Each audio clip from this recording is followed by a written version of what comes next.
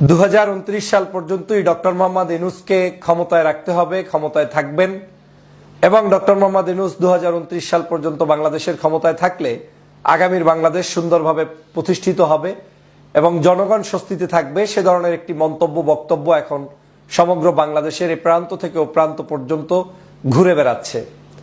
দেশে বিদেশে বিভিন্ন বুদ্ধিজীবীরা ডক্টর মোহাম্মদ ইউনূসকে 2029 সাল পর্যন্ত রাখার পক্ষে মতামত দেওয়ার পিছনে কেউ কেউ কয়েকটি গুরুত্বপূর্ণ কারণ মনে করেন। তার মধ্যে অন্যতম হচ্ছে ইউনূস সাহেব থাকলে আওয়ামী লীগের আমলে সকল দুর্নীতি হওয়া, যে সকল টাকা পয়সা লোপাট হয়েছে, বাংলাদেশটা যেভাবে ধ্বংস হয়ে গিয়েছে, সেই ভঙ্গুর দশা থেকে বাংলাদেশকে তিনি খাদের কিনার থেকে উত্তোলন করতে পারবেন।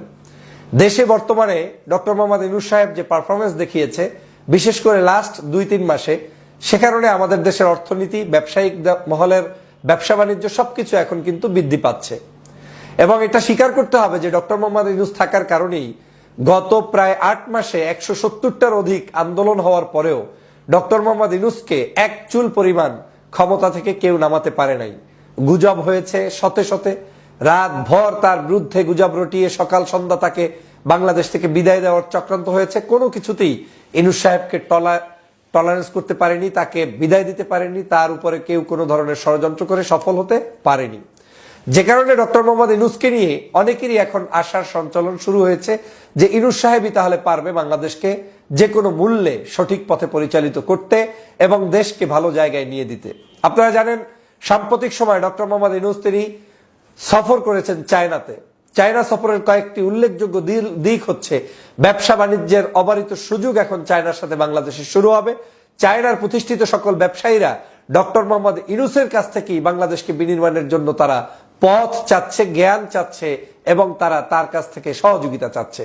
অন্যদিকে আমরা ভারত নির্ভর একটি চিকিৎসা সেবা এই দেশে প্রচলিত ছিল, সেই ভারতের ভিসা বন্ধ হওয়ার পরে এখন বাংলাদেশের জনগণকে চায়না ভালোভাবে সেবা দেওয়ার জন্য চায়নার যে জনগণ, সেই জনগণের সেম মূল্যে বাংলাদেশের পেশেন্টদেরকে চিকিৎসা দিতে তারা আগ্রহী পোষণ করেছেন এবং তারা আগ্রহ ব্যক্ত করেছেন।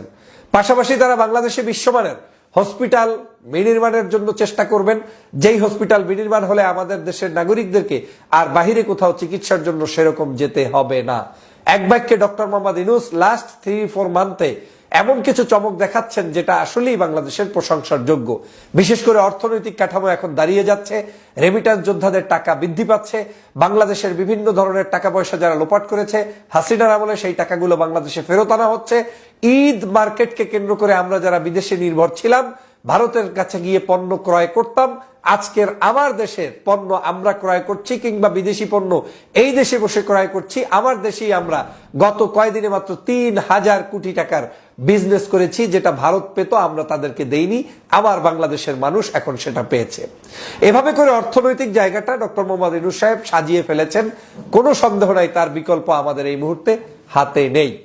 কিন্তু দুটো জিনিস আপনাকে লক্ষ্য রাখতে হবে, এই পজিটিভ দিকগুলোর পাশাপাশি নেগেটিভ কয়েকটি সাইন্স আপনার সামনে ইতিমধ্যেই হাজির হয়ে গিয়েছে। কি সেটা হচ্ছে ডক্টর মোহাম্মদ ইউনূস সাহেবকে যেহেতু আওয়ামী লীগ এবং পার্শ্ববর্তী দেশ ভারত ষড়যন্ত্র করেও সরাতে ব্যর্থ হয়েছে, এখন তারা প্ল্যান বি, প্ল্যান সি এগুলো নিয়ে মাঠে নামতে চায়।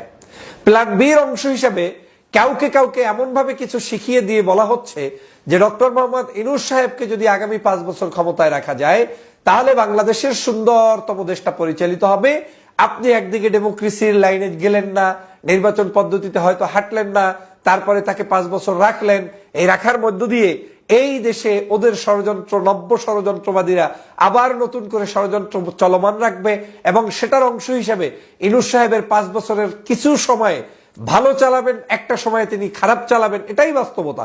সেই খারাপটাকে ভিত্তি করে তারা আবার ওই আওয়ামী লীগকে প্রতিষ্ঠিত করার জন্য চেষ্টা করবে। একদিকে বলবে বিএনপি ব্যর্থ, অন্যদিকে বলবে ডক্টর মোহাম্মদ ইউনূস ব্যর্থ, অন্যদিকে জামাতকে বলবে তারা জঙ্গি ইসলামিস্ট। অতএব এই জায়গায় সবচেয়ে প্রিয় দল হচ্ছে আওয়ামী লীগ, তাকেই সেট আপ করতে হবে এবং তাদেরকে সেট আপ করার জন্য যতটুকু সময় দরকার সেটা ভারত চিন্তা করে দেখেছে 2029 সাল পর্যন্ত না হলে সেই সেট আপে তারা যেতে পারে না। কারণ এখনো ভারত সন্দিহান যে বাংলাদেশে একটি সুষ্ঠু নির্বাচন দিলে আদৌ বিএনপি আসবে না জামাত আসবে না কোন দল আসবে সেটা তারা নিশ্চিত করতে পারছে না। যখন তারা সেটা নিশ্চিত হতে পারছে না, তখন তিনি কার উপর ভরসা করে প্ল্যান বি বাস্তবায়ন করবে? যদি বিএনপির উপরেই ধরে নেন যে বাস্তবায়ন করতে চায়, তাহলে বিএনপি আসবে কিনা সেটা তারা নিশ্চিত না। যদি জামাতকে অন্যভাবে কোনোভাবে জঙ্গি সাজাতে চায়, সেটাও ইমিডিয়েটলি তারা সাজাতে পারছে না, কারণ জামাতের উপরে ইউরোপীয় ইউনিয়ন সহ, আমেরিকা সহ, অন্যান্য সকল মিডল ইস্ট সহ সবাই প্লিজড। তারা এখন এই জামাতকে জঙ্গি সংগঠন মনে করে না। গত 16 বছর তাদের উপরে যে তকমা লাগানো হয়েছে, সেই তকমা কোনোভাবেই তারা বিশ্বাস করে না। অতএব সেখানেও আওয়ামী লীগের এই যে ষড়যন্ত্র